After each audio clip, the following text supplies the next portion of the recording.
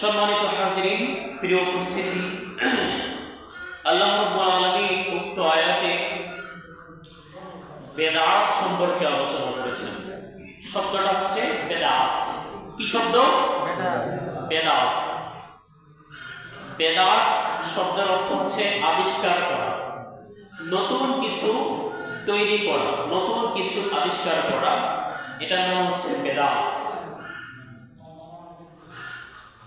এই বেদাত সম্পর্কে আল্লাহ রাব্বুল আলামিন উক্ত আয়াতে আলোচনা করেছেন।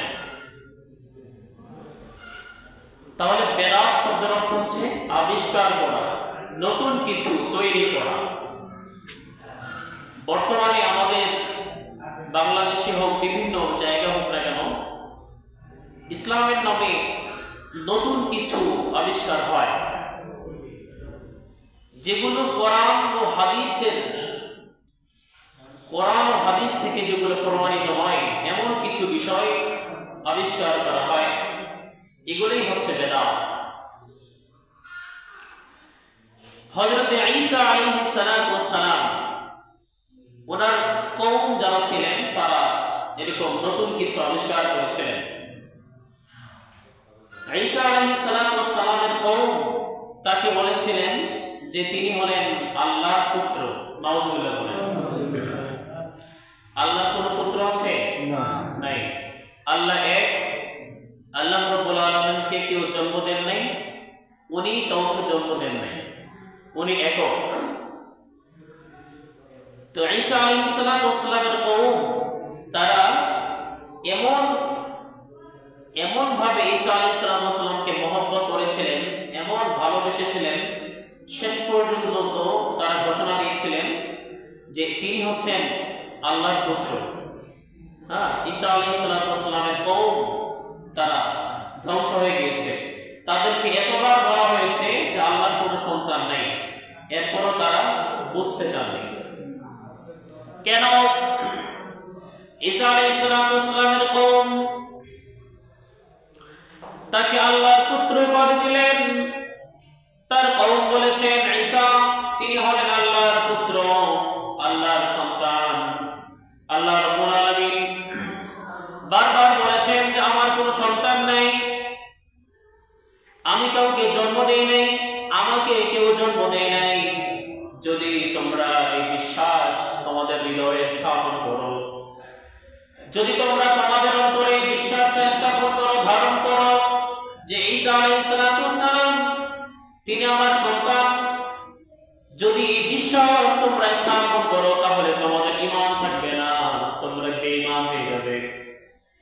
ঈসা একমাত্র তিনি আমার নবী, আমি তাকে নবী হিসেবে দুনিয়াতে প্রেরণ করেছি। ঈসা আলাইহিস সালাতু ওয়াস সালামের কওম বললেন, আল্লাহ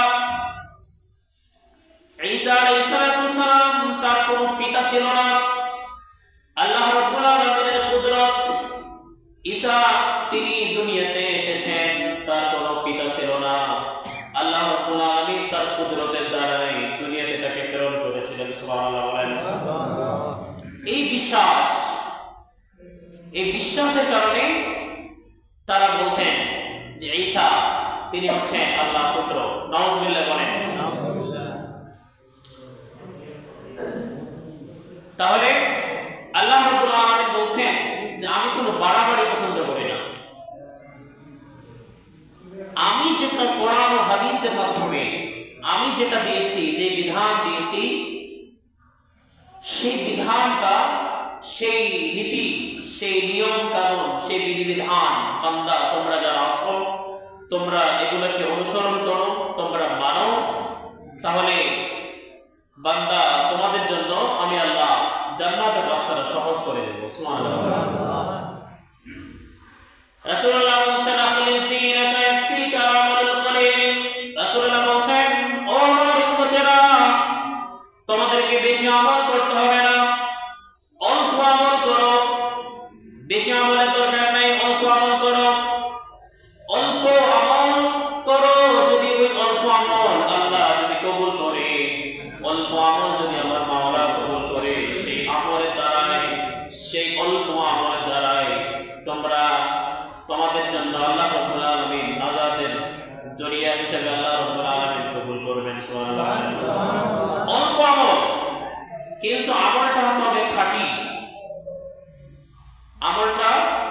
কি হতে হবে? বেদাত মুক্ত হতে হবে। আমাদের দেশে সুন্নি নামক একটা গোত্র আছে। আমাদের মুসলমানদের মধ্যে একটা সুন্নি নামের একটা গোত্র, একটা জাতি, একটা সংস্থা বা একটা গোষ্ঠী আমাদের দেশে আছে। এদের কাজ হলো এরা মাজার পূজা করে। কি পূজা করে? মাজার পূজা। হিন্দুরা করে মাজার পূজা, হিন্দুরা করে মূর্তি পূজা, আর ইসলামীরা করে মাজার পূজা। এদের গুরু হলো গিয়াসউদ্দিন আত-তাহেরি। নাম শুনেন নাই? ভণ্ড, জিকির করে, নাচতে নাচতে জিকির করে। কি একটা অবস্থা!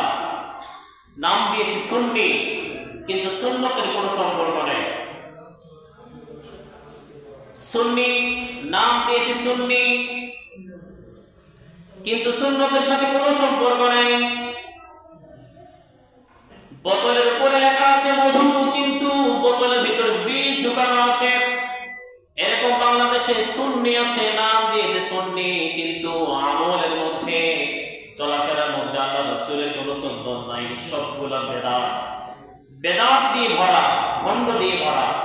তাদের কাজ, তারা মাজারে যায়, মাজারে গিয়ে তারা সিজদা করে, মাজারে আগরবাতি জ্বালায়, মাজারে ফুল দেয়। এই সমস্ত বেদাত তারা করে। কিন্তু আমার রাসূল বলছেন ইসলামে এই ধরনের কোনো স্থান ইসলামে নেই।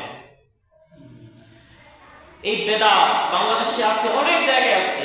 তারা মাজার পূজা করে, মাজারে তারা শিরক করে। রাসূলুল্লাহ বলেছেন লা তাত্তাখিযুল কুবুর মাসাজিদ, তোমরা কবরকে সিজদার জায়গা বানাইও না। কবরকে সিজদা করা যাবে না। পৃথিবীতে যতগুলো ওলি আছেন, যতগুলো আউলিয়া আছেন, সবাই তো আমার রাসূলকে অনুসরণ করে তারা আউলিয়া হয়েছেন, ওলি হয়েছেন, তাই না? কিন্তু আমার রাসূল যাকে সৃষ্টি না করা হবে, পুরা পৃথিবীকে আল্লাহ রাব্বুল আলামিন সৃষ্টি করতেন না। ওনার রওজা শরীফে গিয়ে মানুষ সিজদা করে না, শুধু জিয়ারত করে।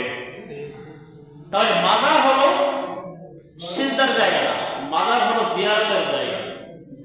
মাজার কিসের জায়গা হয়? জিয়ারতের জায়গা। মাজারে মানুষ যায়, জিয়ারত করবে, জিয়ারত করতে হবে। ওলিয়া আউলিয়ার মাজারে গিয়ে জিয়ারত করতে হবে। সেখানে তো সিজদা করা যাবে না। সিজদার মালিক কে? কথা বলেন। কোন পীর বুজুর্গ সিজদা করা যাবে না। হযরত ঈসা আলাইহিস সালাতু ওয়াস সালামের কওম ধ্বংস হয়ে গিয়েছে।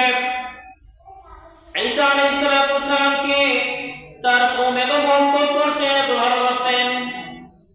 এই ভালোবাসার কারণে একটা পর্যায়ে ঈসা আলাইহিস সালাতু ওয়াস সালামের কওম বললেন ঈসা তিনি হলেন আল্লাহর পুত্র। নাউজুবিল্লাহ বলেন। ঈসা আলাইহিস সালাতু ওয়াস সালামের কওম ধ্বংস হয়ে গিয়েছে। এইভাবে বেদাত, এই বেদাত থেকে আস্তে আস্তে মানুষ শিরকের দিকে চলে যায়, মুশরিক হয়ে যায় মানুষ। বেদাত নতুন নতুন আবিষ্কার। মানুষ যখন মারা যায় 3 দিনের দিনে অবশ্যই মিলাদ করতে হবে, 40 দিনের দিনে অবশ্যই মিলাদ করতে হবে। এগুলো বেদাত, এগুলো ঠিক না। একটা মানুষ মারা গিয়েছে, আমি তার জন্য দোয়া করলাম,